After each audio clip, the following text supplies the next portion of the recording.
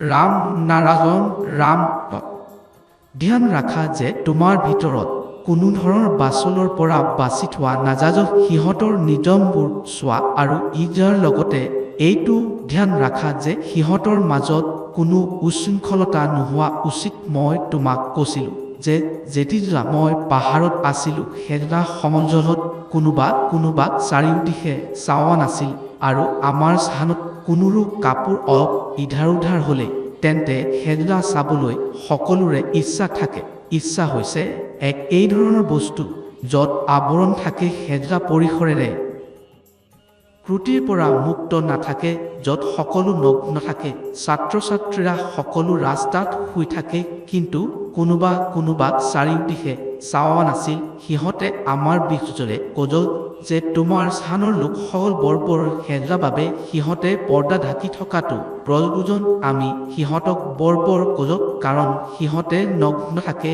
সিহঁতে কৈছিল যে প্ৰকৃতিত বাধা সৃষ্টি নকৰিব।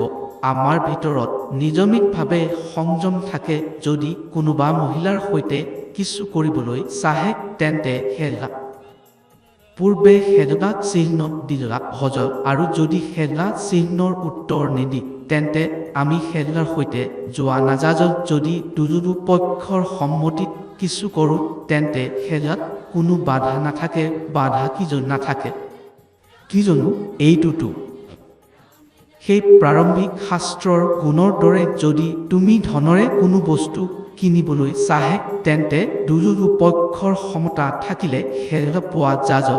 এইবোৰ কৰাৰ ভিতৰত কোনো অপৰাধ নহয়। টকা এক ধৰণৰ প্ৰেমৰ দৰে। সিহঁতে কৈছিল যে আমাৰ দেশত কোনো প্ৰেম বুজা নাযায়। সিহঁতে ভাবিছে যে প্ৰেম কৰা মানে মাৰ খোৱাৰ দৰে। কিজনো তোমাৰ দেশত প্ৰেম আৰু কাম সৰ্বোত্তম কৰা হজল, কিন্তু সেইদুটা লুকাই কৰা হজল।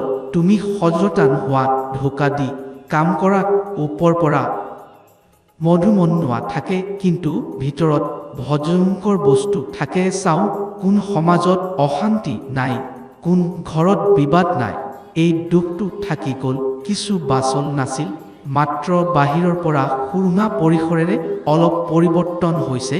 ভিতৰত মহামাৰী ৰৈছে, সেইদিনা পৰিসৰেৰে কিছু হ'ব নোৱাৰে। সিহঁতে কৈছিল যে চিহ্ন দিলে যদি সেইদিনা প্ৰস্তুত থাকে তেন্তে সেইদিনা পূৰ্ণৰূপে হ'ব পাৰে। কিন্তু যদি ভাবি চোৱা যে সিহঁতে উশৃংখল হৈছে তেন্তে তোমাৰ সমাজ শৃংখলিত আছে নেকি?